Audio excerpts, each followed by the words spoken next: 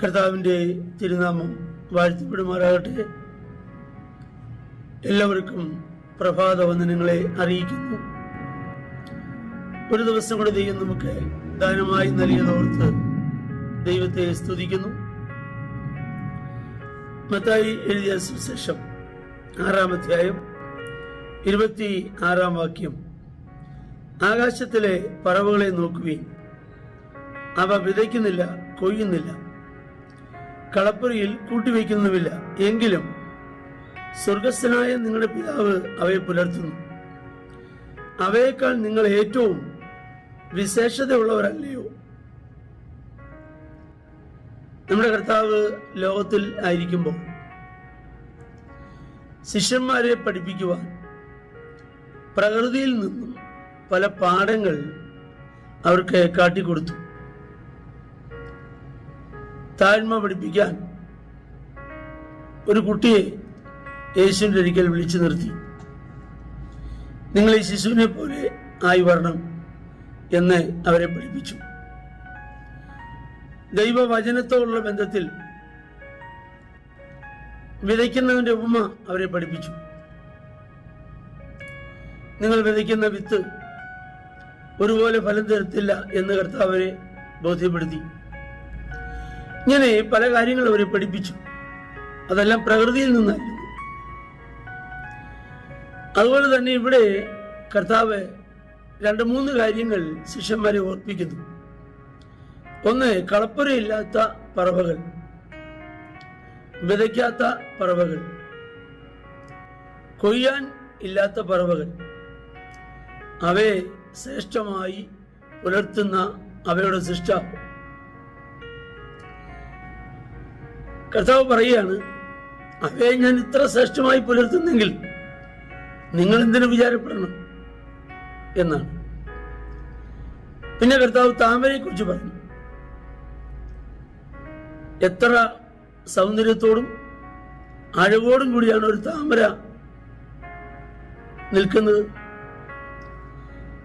ഏത് ബ്യൂട്ടി പാർലറിൽ പോയിട്ടാണ് താമര രാവിലെ ഒരുങ്ങി അങ്ങനെ നിൽക്കുന്നത്?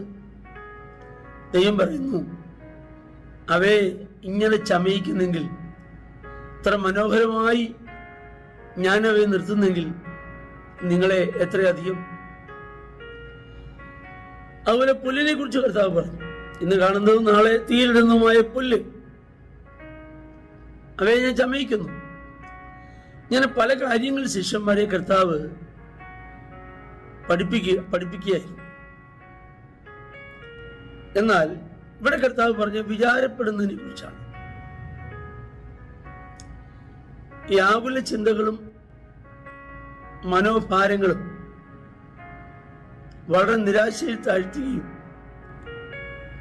അത് ഒടുവിൽ ദുഃഖത്തിലേക്കും മരണത്തിലേക്കും അവസാനിച്ചിട്ടുണ്ട്. നമുക്കറിയാം, 147-ാം സങ്കീർത്തനം 9-ാം വാക്യം നാം വായിക്കുമ്പോൾ, അവൻ മൃഗങ്ങൾക്കും കരയുന്ന കാക്കക്കുഞ്ഞുങ്ങൾക്കും അതതിൻ്റെ ആഹാരം കൊടുക്കുന്നു. യോബിന്റെ പുസ്തകം 38-ാം അധ്യായം 41-ാം വാക്യം നാം വായിക്കുമ്പോൾ, കാക്കക്കുഞ്ഞുങ്ങൾ ഇരയ്ക്കായി ദൈവത്തോട് നിലവിളിക്കുമ്പോൾ, അപ്പോൾ ഒരു കാക്കക്കുഞ്ഞ് നിലവിളിക്കുന്ന ദൈവത്തോടാണ്. കാക്കക്കുഞ്ഞിന് നമ്മളെ പോലെ യേശുവിന്റെ നാമത്തിൽ പ്രാർത്ഥിക്കാൻ അറിയില്ല. നമ്മളൊക്കെ എന്തോ ഒരു പ്രാസങ്ങളൊക്കെ പറഞ്ഞ പ്രാർത്ഥിക്കുന്നത്. ഉന്നതനും ഉയർന്നിരിക്കുന്നവനും ശാശ്വതവാസിയുമായ ദൈവം എന്നൊക്കെ പറഞ്ഞ് നമ്മൾ പ്രാർത്ഥിക്കും. ഇതൊന്നും കാക്കക്കുഞ്ഞിനറിയില്ല. അത് ക്രാ ക്രാ എന്ന് വിളിക്കുകയുള്ളൂ. എന്നാൽ ആ ക്രാ ക്രാ എന്നുള്ള വിളി ഇവിടെ നിന്ന് 1000 കോടി വാനകോളങ്ങളെ താണ്ടി അത്യുന്നതനായ ദൈവത്തിന്റെ അടുക്കൽ എത്തുന്നു.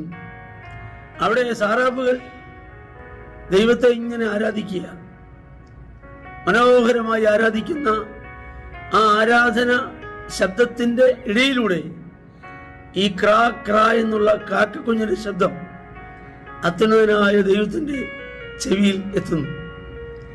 ദൈവം അവയ്ക്ക് ആഹാരം അവിടെ എത്തിക്കുന്നു.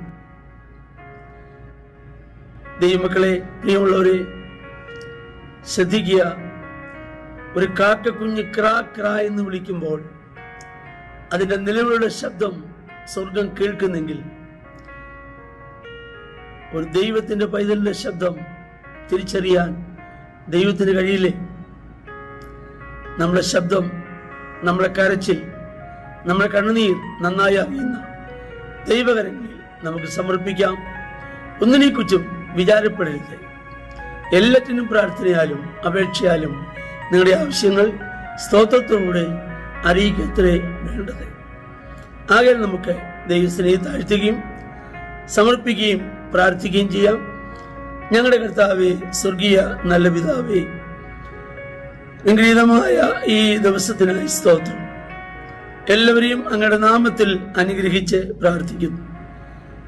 യേശുക്രിസ്തുവിൽ അപേക്ഷിക്കുന്നു, കേൾക്കുമാറാകണമേ. ആമേൻ. ദൈവം നമ്മെ എല്ലാവരെയും ധാരാളമായി അനുഗ്രഹിക്കട്ടെ.